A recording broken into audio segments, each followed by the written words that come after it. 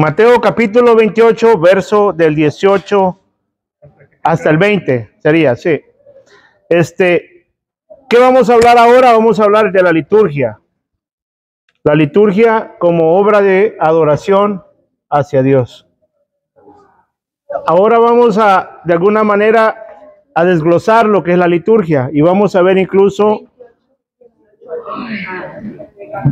yo dije 3 pasadas y ya con eso ya estamos hablando de 2 segundos.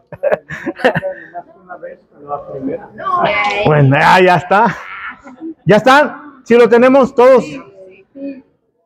¿Alguien que quiera ser voluntario a leerla? Jesús se acercó a ellos y les habló así: me ha sido dado todo poder en el cielo y la tierra.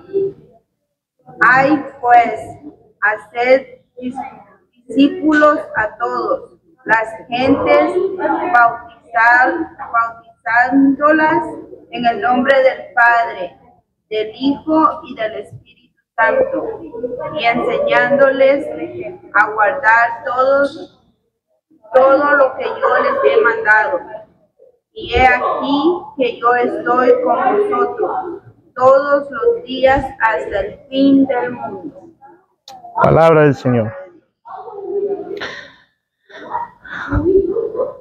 ¿Qué tendrá que ver, dirá alguien, este pasaje bíblico con la liturgia? Y tiene todo que ver. Todo que ver.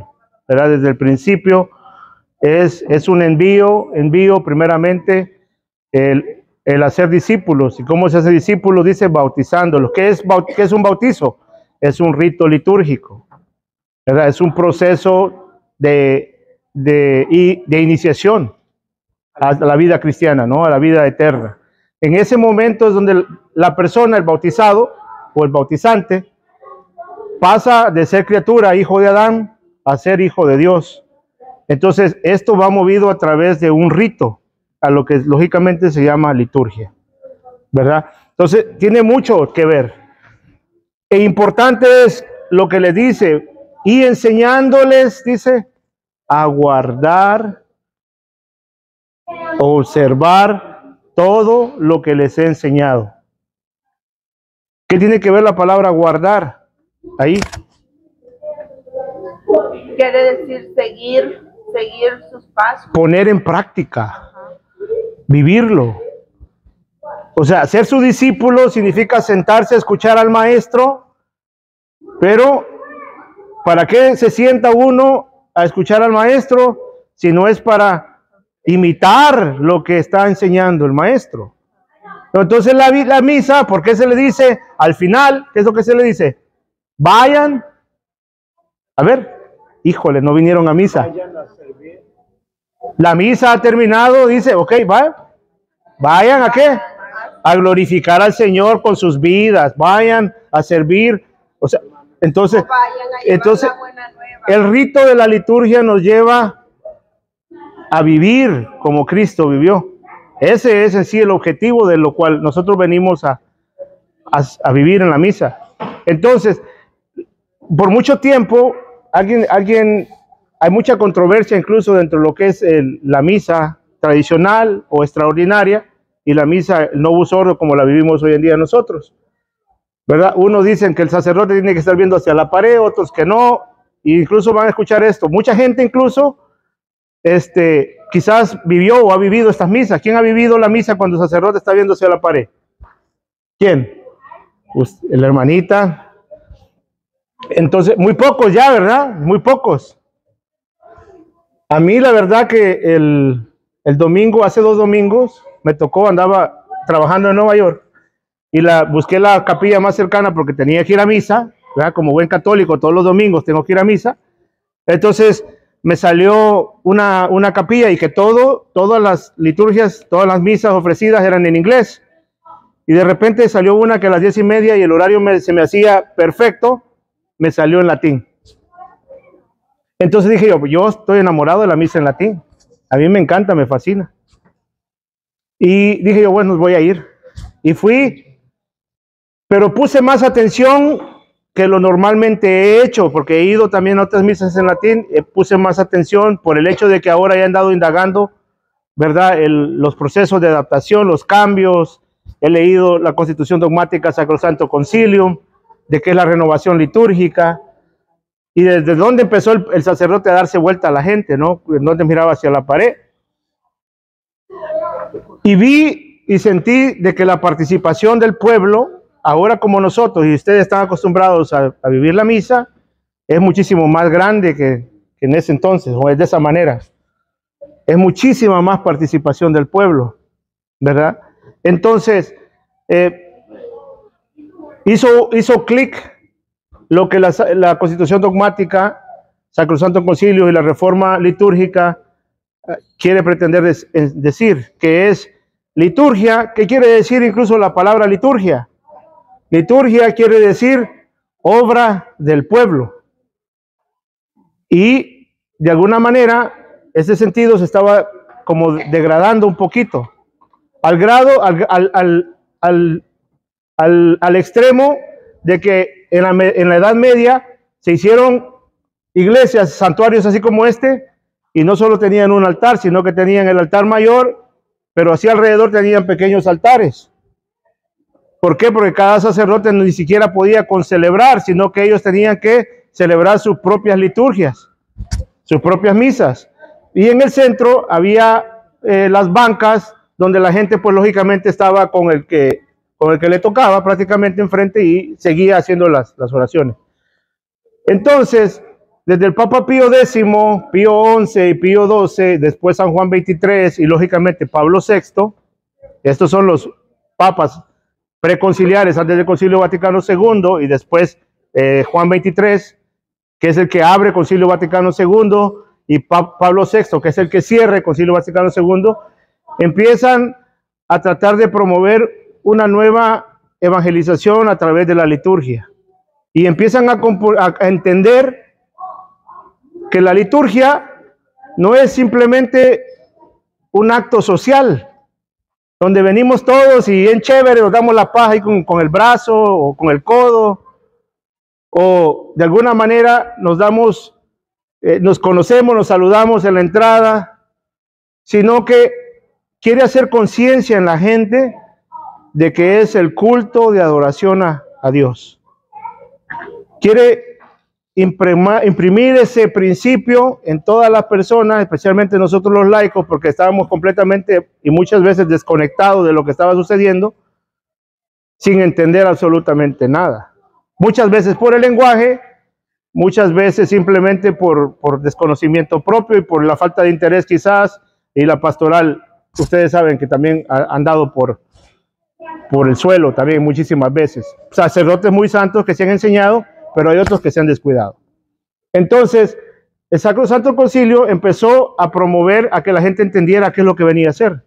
Inicialmente dice el cambio del lenguaje o la adaptación del lenguaje para que la gente entienda qué es lo que se proclama, qué es lo que se explica, ¿no? Empieza a entender incluso su dimensión cosmológica, su dimensión cristológica, su dimensión trinitaria, su dimensión neumatológica. Dentro de la misma liturgia, empezar a entender todas estas cuestiones que la definen para que la gente pueda entender qué es lo que viene a hacer.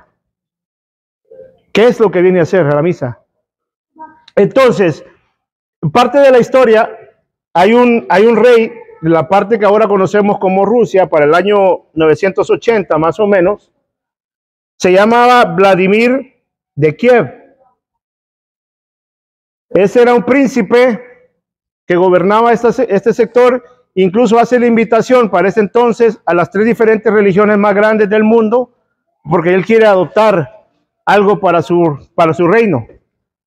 Venía de un pueblo pagano y él ya no quiere seguir esas mismas normativas y quiere ahora venir y rendirle culto al único Dios. Entonces manda a llamar a un sultán musulmano, llega a mandar a un rabí judío y lógicamente al papa le pide unos emisarios de la iglesia. Entonces cada quien le expone su teología, su manera de entender su relación con Dios. Y dice que no quedó contento con ninguno de los tres. Entonces lo que él hace es empezar a mandar el mismo príncipe, esto es lo que le dice la historia, así vagamente, así narrándolo yo, y manda emisarios del mismo príncipe a que vayan a vivir, a ver cómo el pueblo vive, qué es lo que ellos hacen en sus rituales y qué es lo que existe en cada una de sus regiones. Pues, ¿por qué Rusia adaptó el cristianismo? Porque los emisarios que había mandado los manda a una capilla pequeña en Constantinopla y dice, hemos llegado a la tierra de los griegos, dicen así, parafraseando, hemos llegado a la casa de los griegos, dice, y no nos hemos dado cuenta si hemos estado en el cielo o en la tierra. No sabemos en qué momento, pero el Dios que se manifiesta ahí es poderoso. Entonces, el príncipe Kiev adopta, y por eso la iglesia ortodoxa es la que reina prácticamente, la que predomina en la tierra de Rusia en la actualidad, y todo el sector. Vamos a ver los conflictos que existen ahora en día, incluso todo ese sector es gobernado por la iglesia ortodoxa. Se convirtió al cristianismo. ¿Por qué? Porque estos emisarios habían vivido el rito, habían estado en la divina liturgia, y en la divina liturgia ellos pudieron sentir el poder de Dios, la presencia de Dios. Entonces, ¿qué es lo que estos hermanos sintieron? Que a veces mucha gente de acá no siente. Estas personas simplemente no viven. Que tal vez que va a ser para la misa de gallo, para la Virgen Guadalupe, va a estar a reventar la iglesia, y para el miércoles de ceniza. Pero de ahí en adelante como que Dios no se aparece, ¿no? Pero ¿qué es lo que sucede? Es falta de entendimiento. ¿Qué es lo que sucede en la liturgia? ¿Qué es lo que pasa en la misa? Entonces nosotros, cuando ya empezamos a desglosar las partes de lo que existe en la misa, incluso empezamos a rasgar el libro de Apocalipsis, capítulo 4, 5, 6, vamos a ir viendo de que así como se está hablando y refiriendo el libro del Apocalipsis, de la misma manera estamos nosotros haciéndolo presente en la misa. Que la liturgia que narra Apocalipsis, y lo vamos a leer, es en el sentido figurado lo mismo que nosotros estamos viviendo y participando aquí en la tierra. Entonces,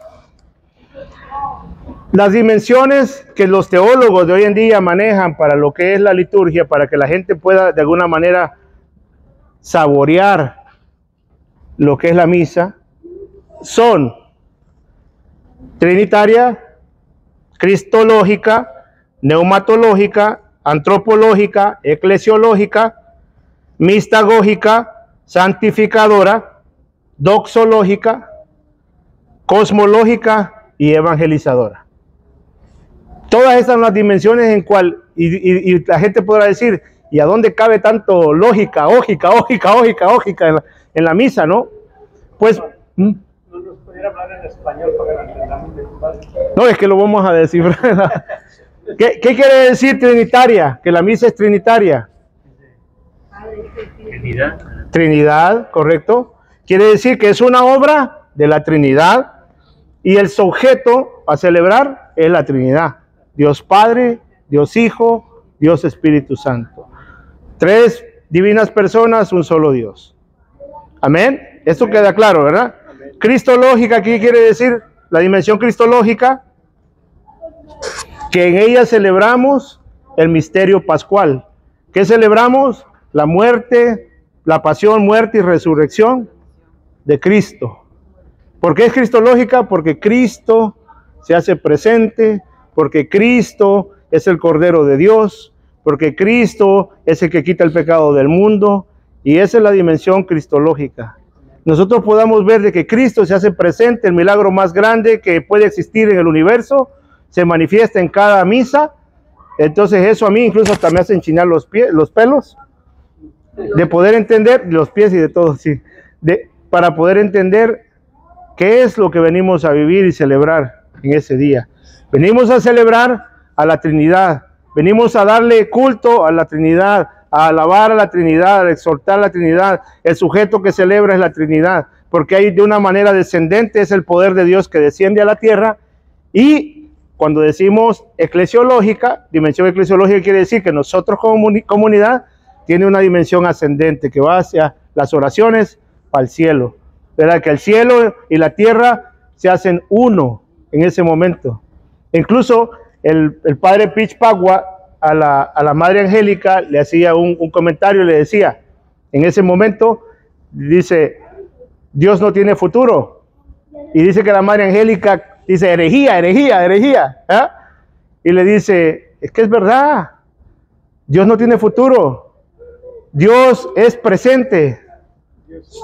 Es siempre presente. Entonces, si Él tuviera futuro, quiere decir que fuera un sujeto sometido al tiempo y al espacio como nosotros. Pero como no lo es, Él es un eterno presente, entonces Él se hace presente de la misma manera en cada misa, porque para Él no hay tiempo ni hay espacio. Entonces, estamos aquí en San Francisco de Asís, Lancaster, y están tal vez los hermanos de allá de San Juan Diego, celebrando la misma hora. ¿Por qué se hace presente? Porque Él es omnipresente y se manifiesta, y como no está limitado al tiempo y al espacio, de la misma manera se hace presente aquí y allá, o en China, en Japón, donde sea. No está limitado bajo esos. Entonces, esa parte es lo que le llama la dimensión cosmológica, que no hay espacio, no hay tiempo, no hay espacio para Dios. También en la dimensión cosmológica, ¿qué quiere decir cosmológica? Que es parte del universo, ¿ya? Que es parte del todo. En la parte cosmológica, antes, cuando el sacerdote celebraba de cara hacia el altar, que estaba pegado a la pared, lo que se pretendía decir, o lo que se decía dentro de lo que era la teología de la liturgia, era de que Él era el que presidía, el que nos llevaba, casi como Moisés llevaba al pueblo de Jerusalén a la tierra prometida, el sacerdote nos lleva al cielo, ¿no? Va camino al cielo, vamos en peregrinación al cielo. Esa era la idea teológica de antes de la liturgia. Pues después del Concilio Vaticano II dice, pues es que no, es que estamos en el cielo.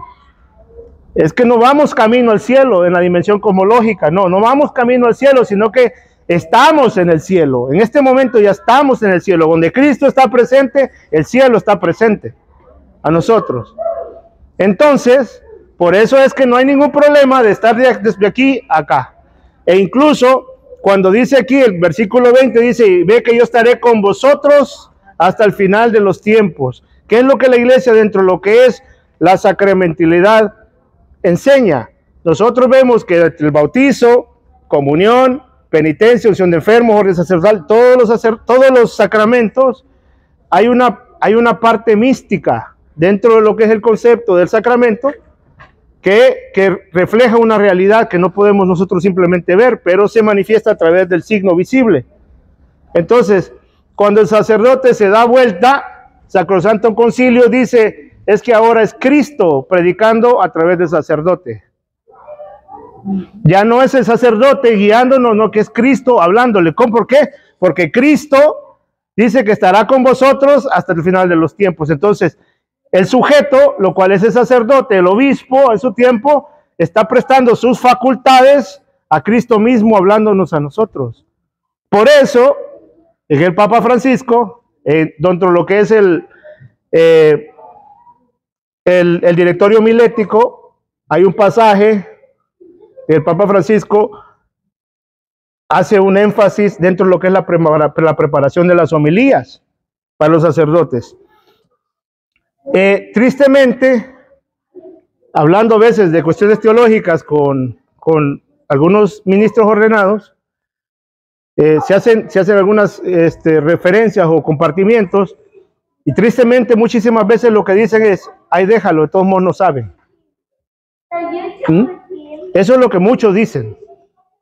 Entonces, por esto, el Papa Francisco se pone el overol de trabajo, como siempre se lo ha puesto desde el inicio, y dice en el directorio homilético de la Congregación para el Culto Divino, la disciplina de los sacramentos, dice en la preparación, lo que es la preparación, numeral 26, dice, la preparación de las homilías, estamos hablando, la preparación de la predicación es una tarea tan importante, dice, que conviene dedicarle un tiempo prolongado de estudio, oración, reflexión y creatividad pastoral. Dice, el Papa Francisco, dice, esto no lo digo yo, pueden ir a buscar el directorio homilético para que vean de que yo no estoy inventando la rueda. Yo, al contrario, lo que estamos haciendo aquí es repitiendo lo que la iglesia está diciendo. Eso es lo que estamos diciendo. El Papa Francisco pone en evidencia esta advertencia con palabras muy fuertes. Un predicador, ¿y quién es el que predica?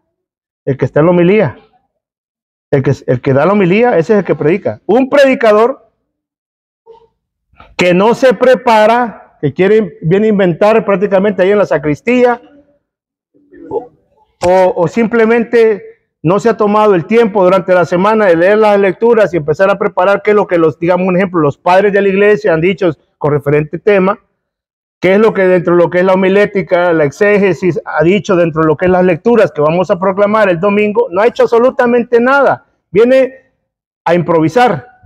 Dice, un predicador que no se prepara, que no reza, es deshonesto e irresponsable, un falso profeta, un estafador o un charlatán vacío. No me lo he inventado yo, como les digo. Estos son documentos que ustedes lo pueden ir a vaticano.va y los pueden bajar. Entonces, el Papa Francisco, y este no es nuevo del Papa Francisco, esto lo ha hecho también el Papa Benedicto, también de alguna manera exhortaba de que las predicaciones muchísimas veces dentro de lo que es la dimensión, ahí donde vamos a entrar, la dimensión evangelizadora, no hace el efecto que debe de hacer. ¿Por qué? Porque se tiene la idea de que todo el mundo simplemente desconoce, y como desconoce, ¿para qué nos esforzamos? ¿Verdad? Es complicado, es complicado. Entonces, ¿qué es lo que sucede cuando un varón de Dios, decíamos allá donde venía, se prepara, empieza a conocer su doctrina, incluso su paladar ya se hace más exigente? Cuando viene a misa y escucha un churrazo de un diácono, de un sacerdote, se va decepcionado. Se va decepcionado. Porque el paladar de esta persona ya tiene más exigencia. Porque a mí ya no me vengan a contar cuentos de la Caperucita Roja. A mí hábleme del poder de Dios. Hábleme quién es Cristo Jesús. Enséñenme. Ya el paladar mío es más exigente. Entonces, pero muchísimos hermanos utilizan ese método para mantenernos ahí, muchísimas veces para no exigir más. Y esto quizás pasa en otras parroquias, pero no en nosotros tenemos puros doctores. ¿Ah? Eso pasa en otras. Sí. En la de nosotros estamos en peor situación. Entonces, desde el Concilio Vaticano II se ha hecho responsable a tratar de evangelizar más a las personas, a que el pueblo incluso participe más para lo que es el proceso de la evangelización. Abrió la puerta a que proclamadores pudieran servir, ¿verdad? Ya lógicamente, ya después por necesidades hubo el llamamiento para ministro extraordinario de la Sagrada Comunión, en el cual lógicamente los documentos hablan los documentos de la iglesia, como el título mismo lo dice, extraordinario, quiere decir para cuestiones extraordinarias, que son de necesidad, ¿verdad? Entonces hay quienes tenemos opiniones diversas en este tipo de casos, ver si la distribución o el manejo de la rapidez que se distribuye la Eucaristía es una necesidad o no, pero eso ya lo dejamos a los que saben. Nosotros cumplimos, como dice el diácono, a veces dice, prefiero estar equivocado con la iglesia que estar en la verdad sin la iglesia, porque a la misma vez la iglesia es la que me va a llevar, ¿verdad? A la que le ha dado la promesa a Dios, a la que le ha dado la promesa de mantenerse fiel, a la que le ha dado el poder de la promesa de guiarla hasta el final de los tiempos, al de revelarle todo hasta el final de los tiempos. Entonces, en mi caso es mejor ver qué es lo que propone mi obispo, y de ahí simplemente someterme a sus normas, ¿no? Dimensión antropológica. ¿Cuál podríamos decir que es la dimensión antropológica? Ya nomás 10 minutos me quedan. ¿Ah? La dimensión antropológica es, lógicamente, la parte nuestra participación, de que el sacerdote o Cristo habla a través del sacerdote, y nosotros como personas, hombres que necesitamos la salvación de Cristo, respondemos a lo que Él pide, ¿no? En esa parte es la parte antropológica. Santificadora, dimensión santificadora. Lógicamente, en ese momento damos gloria a Dios y Dios nos santifica a través del sacramento, porque Él imparte la gracia a través del sacramento. Entonces, queda claro, ¿no? De ahí, doxológica, y aquí me hubiera gustado que hubieran venido las hermanitas, que normalmente, bueno, allá está, pero ya está durmiendo la hermanita. Doxológica. Ajá. La dimensión doxológica es el momento donde, lógicamente, incluso con el coro, le damos alabanza, gloria a Dios. Esa parte donde nosotros le damos la gloria a Dios, damos alabanza, porque te alabamos, te bendecimos, te damos gracia, porque tú eres santo, santo, santo, Señor, Dios del universo. Esa es la dimensión doxológica, el que nosotros, nuestra alma y cuerpo y todos los sentidos le está dando la gloria a Dios. Esa es la parte doxológica de la misa.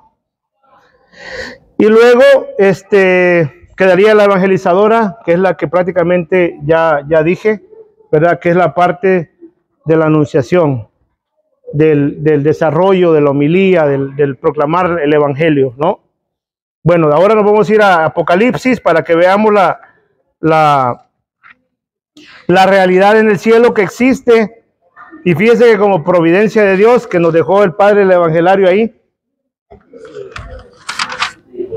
¿Cuál era la distinción antropológica? Es la parte que nosotros participamos. En todo, digamos un ejemplo, cuando nosotros nos decimos a nosotros mismos, la paz sea con vosotros, la paz, es la parte humana, la parte de que el pueblo lógicamente está participando. Cuando, digamos un ejemplo, el sacerdote dice, este es el Cordero de Dios que quita el pecado del mundo. Dichosos los invitados a la cena del Señor. Y usted contesta, Señor, yo no soy digno de que entres en mi casa, pero una palabra tuya bastará para sanarme. Esa es la parte que usted participa. Esa es la parte antropológica. Cuando usted participa. Apocalipsis, capítulo 4.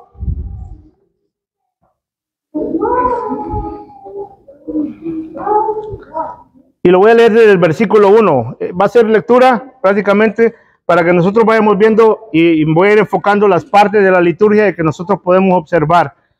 Dice, después tuve una visión. ¿Quién es este? Es el apóstol San Juan. ¿Verdad? Teniendo una visión de lo que se le está revelando que está en el cielo. Y aquí lo va a decir. He aquí que una puerta estaba abierta en el cielo. Para que veamos de que este evento que va a ver y va a presenciar es en el cielo, ¿verdad?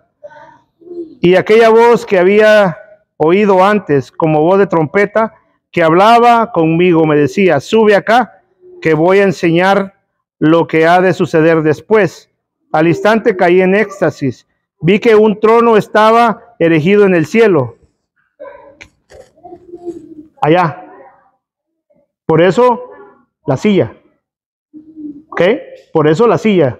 Y si ustedes van a la catedral, por eso la cátedra, donde se siente el obispo. Por eso la silla. Vi un trono en el cielo. ¿Ok? Y uno sentado en el trono. Ya podrán ustedes decir, en el caso acá es el Padre, en el caso de catedral es el señor obispo, ¿no? El que estaba sentado era de aspecto semejante al jaspe y a la cornalina, y un arco iris alrededor del trono, de aspecto semejante a la esmeralda. Vi 24 tronos alrededor del trono, y sentado en los tronos a 24 ancianos con vestiduras blancas y coronas de oro sobre sus cabezas. Esta parte, cuando yo empecé a llegar a la Iglesia Católica, cuando me aprendí el Padre Nuestro en latín, ¿saben cómo me lo aprendí? Porque vi un video de su santidad San Juan Pablo II que estaba invitando a cantarlo en latín y estaba él y con un montón de cardenales sentados hacia un lado. Entonces ahí es donde me recordó, dice el Apocalipsis, los 24 ancianos sentados, dice, a sus costados. Entonces me gustó esa figura para que veamos de que también de lo mismo representa así. Entonces cuando un obispo concelebra es esta misma figura, porque a veces tiene sacerdotes y diáconos a su alrededor. Y dice, del trono salen relámpagos y fragor y truenos delante del trono. Arden 7 antorchas de fuego, que son los 7 espíritus de Dios. Si han visto de que normalmente, especialmente en la misa tradicional, le ponen velas que van de una más grande a una más pequeña en el altar. ¿No se han fijado? Hay 3 en un lado, 3 en otro, y el sagrario representa la séptima. Bueno, para que vean de dónde viene. También no es simplemente coincidencia, sino que también estamos viendo eso en el cielo, ¿no? En medio del trono y en medio del trono y al trono y en torno al trono 4 vivientes llenos de ojo por delante y por detrás. El primer viviente dice como un león, el segundo viviente como un novillo, el tercer viviente como un rostro de hombre, el cuarto viviente como el de un águila en vuelo. ¿Qué es esto? Sí, lo quiero ver. Por eso es que les decía de que me gustó que el Padre nos dejó el Evangelario. Si ustedes miran el Evangelario, ven estas 4 figuras, las tienen en cada esquina. Así es, que representan a los 4 evangelistas. Amén. O sea, para que veamos de qué es lo que está diciendo, es que está viendo a los evangelistas ahí, y está el evangelio presente, o los testigos prácticamente sería del evangelio presente. Los 4 vivientes tienen cada uno 6 alas, están llenos de ojos, todos airados, todos alrededor, y por dentro, y repiten sin descanso día y noche. Aquí está, santo, santo, santo. Santo, Dios Todopoderoso, aquel que era, que es y que va a venir. ¿Qué es lo que nosotros hacemos? Lo mismo. Por eso es que cuando el sacerdote dice, ahora nos unimos con el coro de los ángeles y los arcángeles, diciendo el himno de tu gloria. Santo, santo, santo, santo eres Señor, Dios Todopoderoso. Entonces, estamos viendo lo mismo, ¿no? Estamos viendo la misma figura, lógicamente, descrita, ¿verdad?, por el apóstol San Juan.